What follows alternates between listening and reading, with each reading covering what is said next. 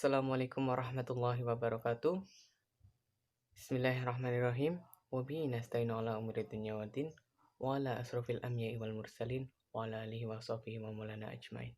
Rabbi shrah li sadri wa yassir li amri wahlul 'uqdatam min lisani yafqahu qawli amin. Amma ba'd. Yang terhormat Ibu dosen Triana selaku dosen mata kuliah Psikologi Pendidikan. Yang terhormat para pemateri dan tak lupa teman-teman yang saya banggakan. Perkenankanlah kami dari kelompok 4 akan memaparkan diskusi dari kelompok kami. Langsung saja kita masuk kepada materi. Assalamualaikum warahmatullahi wabarakatuh. Perkenalkan, nama saya Alfiati Imaniar, NIM 2119110. Di sini saya akan memaparkan materi pertama, yaitu aliran progresivisme dalam pendidikan. Poin A, implementasi aliran progresivisme dalam pendidikan. Dalam pandangan progresivisme, pendidikan merupakan suatu sarana atau alat yang dipersiapkan untuk mengembangkan kemampuan peserta didik supaya tetap survive terhadap semua tantangan kehidupan yang secara praktis akan senantiasa mengalami kemajuan. Artinya, pendidikan harus dapat memberikan kebermanfaatan bagi peserta didik, terutama dalam menghadapi persoalan yang ada di lingkungan masyarakat kelak. Menurut Ahmad Ma'ruf, ada beberapa prinsip pendidikan yang ditekankan dalam aliran progresivisme. Di antaranya, proses pendidikan berawal dan berakhir pada anak. Subjek didik adalah aktif, bukan pasif. Peran guru hanya sebagai fasilitator, pembimbing ataupun pengarah. Sekolah harus kooperatif dan demokratis. Yang terakhir, aktivitas lebih fokus pada pemahaman masalah, bukan untuk pengajaran materi kajian. Kemudian poin B, yaitu tujuan pendidikan progresivisme.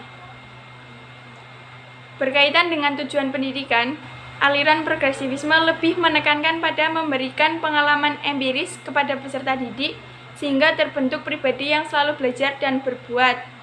Yang artinya pendidikan dimaksudkan untuk memberikan banyak pengalaman kepada peserta didik dalam upaya pemecahan masalah yang dihadapi. Kemudian poin C, yaitu kurikulum pendidikan progresivisme. Dalam pandangan progresivisme, kurikulum merupakan serangkaian program pengajaran yang dapat mempengaruhi anak belajar secara edukatif, baik di lingkungan sekolah maupun di luar. Aliran progresivisme menghendaki kurikulum dipusatkan pada pengalaman yang didasarkan atas kehidupan manusia dalam berinteraksi dengan lingkungan yang kompleks. Selanjutnya poin D, yaitu belajar perspektif progresivisme. Menurut aliran progresivisme, belajar dilaksanakan berangkat dari asumsi bahwa anak didik bukan manusia kecil, melainkan manusia seutuhnya yang mempunyai potensi untuk berkembang, yang berbeda kemampuannya, aktif, kreatif, dan dinamis, serta mempunyai motivasi untuk memenuhi kebutuhannya. Ada beberapa hal yang patut diperhatikan dalam belajar menurut pandangan progresivisme. Di antaranya, 1. Memberikan kesempatan anak didik untuk belajar perorangan. 2. Memberi kesempatan anak didik untuk belajar melalui pengalaman. 3. Memberi motivasi dan buku dan bukan perintah. Yang keempat, mengikut sertakan anak didik di dalam setiap aspek kegiatan. Yang kelima, menyadarkan pada anak didik bahwa hidup itu dinamis. Masuk poin E, yaitu peran pendidik dalam pandangan progresivisme. Dalam pandangan progresivisme terdapat perbedaan antara peran guru dan siswa dalam kegiatan pembelajaran. Adapun peran guru menurut aliran progresivisme ialah berperan sebagai fasilitator, pembimbing, dan pengarah bagi siswa. Pendidikan progresivisme mencari guru yang memang berbeda dari guru yang di pendidikan tradisional dalam hal watak, pelatihan, dan teknik pengajarannya. Karena kelas pendidikan progresif berorientasi pada kegiatan yang bertujuan pendidik progresif sangat perlu mengetahui bagaimana cara mendorong untuk dapat berpendapat, berencana, dan menyelesaikan proyek mereka. Dan guru seharusnya dapat bersikap demokratis dan memperhatikan hak-hak anak secara alamiah dalam keseluruhan. Serta guru sebagai pembimbing itu tidak boleh menonjolkan dinamis, serta mempunyai motivasi untuk memenuhi kebutuhannya. Ada beberapa hal yang patut diperhatikan dalam belajar menurut pandangan progresivisme, diantaranya 1. Memberikan kesempatan anak didik untuk belajar perorangan. 2. Memberi kesempatan anak didik untuk belajar melalui pengalaman. 3. Memberi motivasi dan buku dan bukan perintah. Yang keempat, mengikut sertakan anak didik di dalam setiap aspek kegiatan. Yang kelima, menyadarkan pada anak didik bahwa hidup itu dinamis. Masuk poin E, yaitu peran pendidik dalam pandangan progresivisme. Dalam pandangan progresivisme terdapat perbedaan antara peran guru dan siswa dalam kegiatan pembelajaran. Adapun peran guru menurut aliran progresivisme ialah berperan sebagai fasilitator, pembimbing, dan pengarah bagi siswa. Assalamualaikum warahmatullahi wabarakatuh. Perkenalkan, nama saya Wilda Hanifah dengan NIM 2119139. Pada kesempatan kali ini, saya akan menjelaskan tentang teori behavioristik Skinner. Sekilas tentang Burrhus Frederick Skinner. Skinner lahir di Susquehanna tahun 1904 dan berkebangsaan Amerika. Ayahnya merupakan seorang ilmuwan pada masa itu. Skinner mendapatkan gelar master pada tahun 1930 dan gelar PhD tahun 1940 di Universitas Harvard. Eksperimen dan teori operant conditioning. Eksperimen Skinner menghasilkan sebuah teori yang bernama operant conditioning atau pengkondisian operant. Hukum-hukum belajar yang disampaikan oleh Skinner adalah sebagai berikut.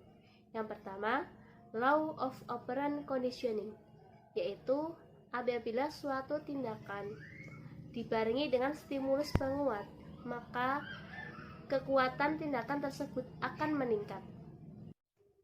Yang kedua, yaitu law of operant conditioning extinction, yaitu apabila timbulnya suatu perilaku yang telah dikuatkan oleh proses conditioning sebelumnya dan tidak diiringi dengan stimulus perangsang, maka kekuatan perilaku tersebut akan berkurang, menurun, atau bahkan menghilang.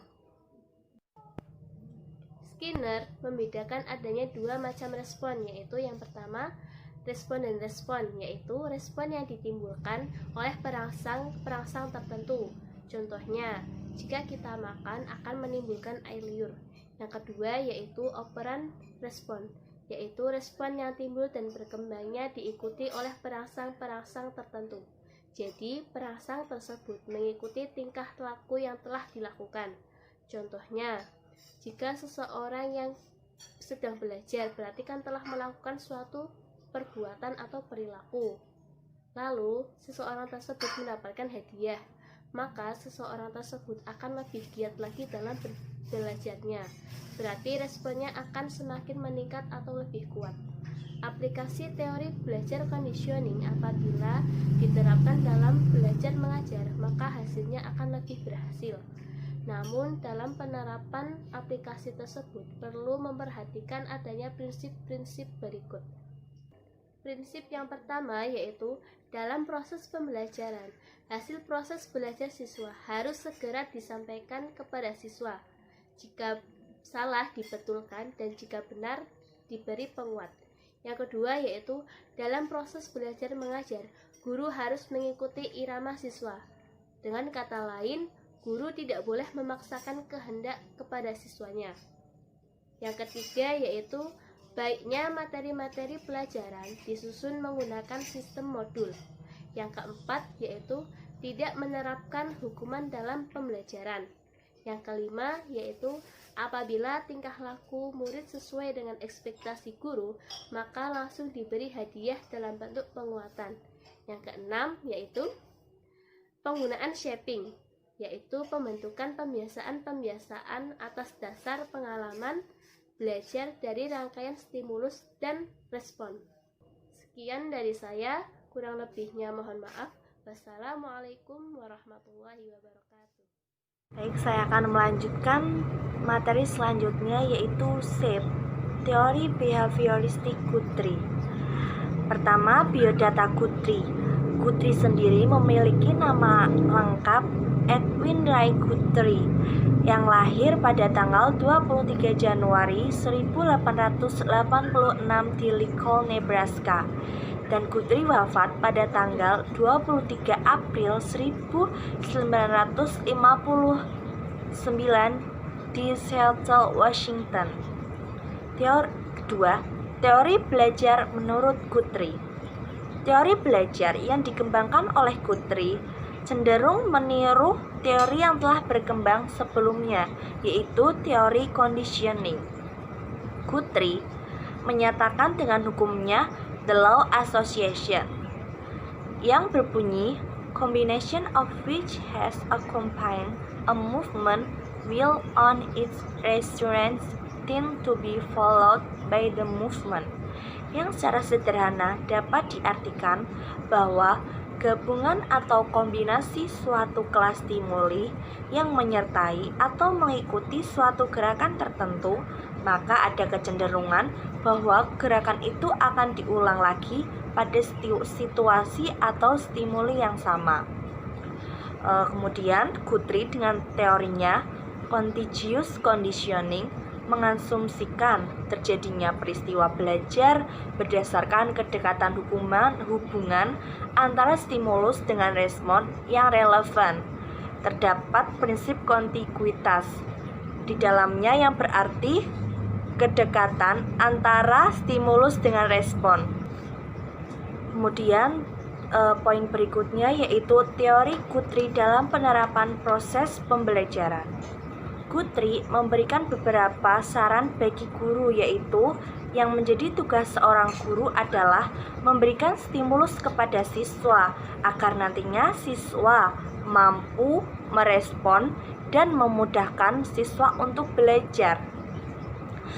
Guru yang mampu mengarahkan performa siswa akan menjadi apa ketika mempelajari pelajaran tersebut.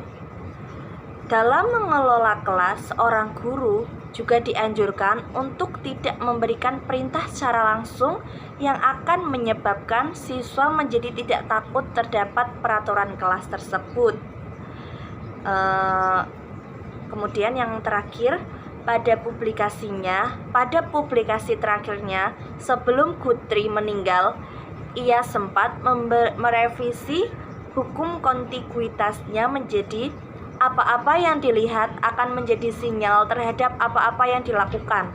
Alasannya yaitu karena terdapat berbagai macam stimuli yang dihadapi oleh organisme pada satu waktu tertentu, dan organisme tidak mungkin membentuk asosiasi dengan semua stimuli itu.